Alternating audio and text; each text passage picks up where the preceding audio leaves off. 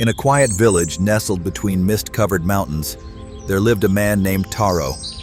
To the world, he seemed calm, kind, and dependable. The kind of man people trusted without question, always helping, always smiling.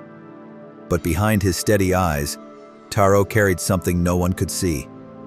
Years ago, he had lost someone he loved more than words could express, his younger sister, Hana. She had fallen ill. Taro had done everything he could, but nothing had been enough. He was only 17 when she died. The grief was too much to bear, so he didn't. Instead, he buried it, locked it away in a part of himself he never visited. He told himself that's what strength looked like, holding it all in, for the sake of others. Years passed. Life moved on. Taro became a skilled craftsman, known for his wooden carvings, especially the delicate birds he shaped from cedar and pine. Villagers loved his work, but they never saw the weight he carried. He never cried. He never spoke of Hana. At night, he would sit by his window in silence, staring into the dark like he was listening for something long lost. One autumn morning, a wandering monk arrived in the village. People gathered in the square to hear him speak. But Taro stayed home. He didn't see the point in stories anymore, not since the one that mattered most had ended. Later that day, Taro was carving a new piece in his workshop. As his hands worked the blade across the wood, a tremble ran through him. The bird's wing cracked beneath the knife. He froze. A tightness gripped his chest, sharp and sudden. He set the knife down and stepped outside, hoping the air would help. And that's when he saw him, the monk, standing quietly beneath a tree, watching the leaves fall. Taro walked over. The monk turned toward Taro as he approached, offering a gentle nod, but saying nothing. His eyes were calm, like still water, inviting, not probing. Taro didn't speak right away. He wasn't sure why he had walked over. Maybe it was the silence. Maybe it was the way the monk stood there, as if he already understood something without needing to ask. "I used to believe pain fades with time," Taro finally said, his voice low. "But some things don't fade. They just sit quietly, like a shadow behind your ribs." The monk studied him for a moment, then spoke softly. "What happens to a wound when it's never cleaned?" Taro looked at him, unsure how to answer. "It festers," the monk continued. "It closes on the surface, but inside, it rots." Taro said nothing. He just stood there, the weight in his chest growing heavier, as if the monk had somehow peeled back the years of silence and touched something raw underneath. "I haven't said her name in years," Taro admitted, "not even to myself." The monk nodded again. "Grief is not the enemy," he said. "It is the proof that something mattered. But when it has no place to breathe, it turns into something else." A breeze passed through the trees, shaking loose a few amber leaves. They fell between them like slow raindrops. The monk gestured to a nearby bench beneath the tree.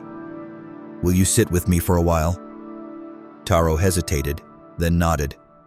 For the first time in a long while, he didn't walk away from the pain. He followed it and sat down beside it.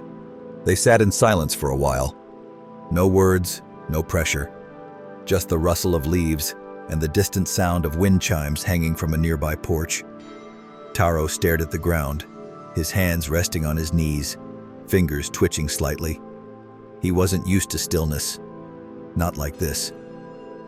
"After she died," Taro finally said, "I told myself I had to be strong. For my parents, for the neighbors, for the people who came to me for help." He paused, jaw tightening. "So I smiled. I worked. I made things with my hands. I became the version of myself that was easiest for others to accept." The monk turned to him gently. "And what happened to the version that needed to cry?" Taro laughed under his breath, but there was no humor in it. "He didn't have time." The monk leaned forward slightly. Strength is not the absence of feeling. It's the courage to feel and still move forward. Taro exhaled slowly, his gaze distant. I thought if I ignored it long enough, it would disappear. Did it? Taro didn't answer. He didn't need to. The monk looked out across the hills. Pain buried alive never dies. It waits, quietly, patiently, and then one day, it surfaces in ways we don't expect. Taro nodded, almost to himself. His fingers curled into fists on his knees. I thought forgetting her would protect me, he whispered, but all it did was bury me next to her. The wind carried his words into the air. Neither man moved. The moment was quiet, but not empty. And for the first time, Taro felt something shift inside him, barely noticeable, like a locked door creaking open just an inch. If this story speaks to you, consider subscribing and tap the bell so you don't miss what comes next. The monk stood and walked slowly toward a nearby tree with deep roots and a split trunk, weathered by age and storms. He placed his hand gently against its bark, then looked back at Taro. This tree, he said, was struck by lightning many years ago. The wound nearly split it in two. Taro followed him, eyes fixed on the thick scar running along the trunk. It didn't die? He asked quietly. The monk shook his head. It bent, it broke, it healed, but it didn't die. Taro ran his hand over the scar. It was rough, raised, ugly in its own way, but the tree still stood tall. Why are you showing me this? He asked. The monk looked at him with a gaze that seemed to see everything. Because you are this tree. Taro felt the words hit something deep, something untouched for years.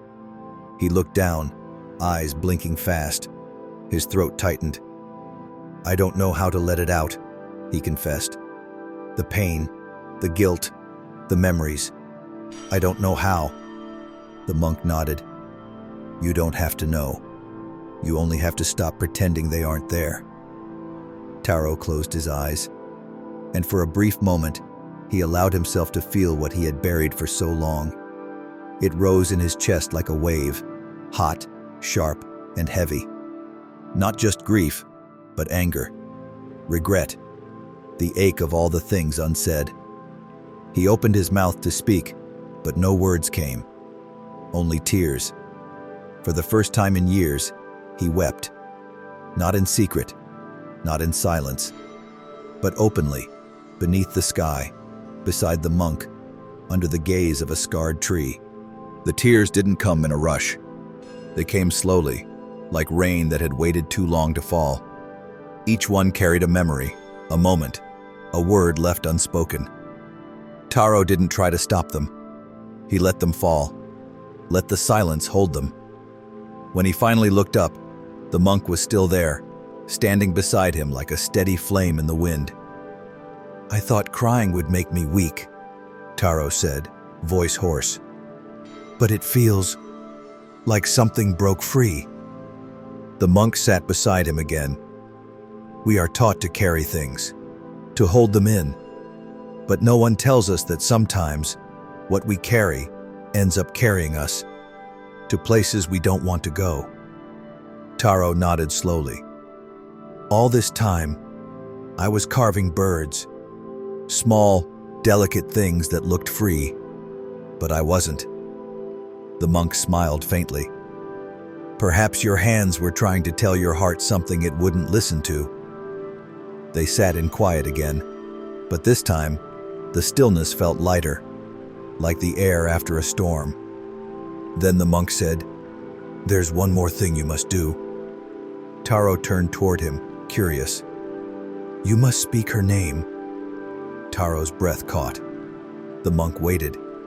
After a long pause, Taro whispered, Hana. Just one word, but it cracked something wide open. It was like lighting a candle in a room he had kept dark for years. She was kind, he said, the words coming more easily now. Always humming, always painting little flowers on stones. She once told me that sadness was just love that had nowhere to go. The monk closed his eyes for a moment, then opened them again. Now it has somewhere to go. Taro looked out across the fields. For the first time in a long time, he felt present, not haunted, not stuck, just here. And that was enough.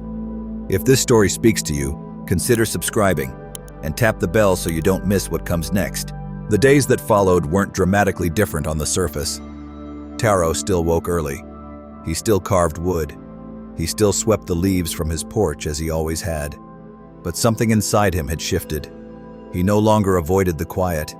He welcomed it. He didn't rush to fill every space with motion or distraction. Some mornings, he would simply sit beneath the scarred tree, running his fingers across its bark, whispering Hana's name into the breeze. The villagers noticed, though they couldn't explain it. His smile felt fuller. His voice carried warmth that hadn't been there before. His eyes, once steady but distant, had returned, as if he'd finally come home to himself. One evening, a young boy came to Taro's workshop, asking him to teach him how to carve birds. Taro hesitated at first, then smiled gently. "Of course," he said. As he guided the boy's hands across the wood, he spoke not just of tools and techniques, but of the patience it took to shape something beautiful, and of the courage it took to let things go. He didn't speak of pain directly. He didn't need to. His presence spoke for him. And as the seasons changed and years passed, people would still come to Taro, not because he had all the answers, but because he had learned to sit with the questions. He had learned not to bury his pain, but to honor it, to give it space, to let it breathe. Because pain, when buried, becomes weight. But when witnessed, it becomes wisdom. And wisdom, unlike pain, was always meant to be shared. Is there something you've kept buried for years, but never shared with anyone?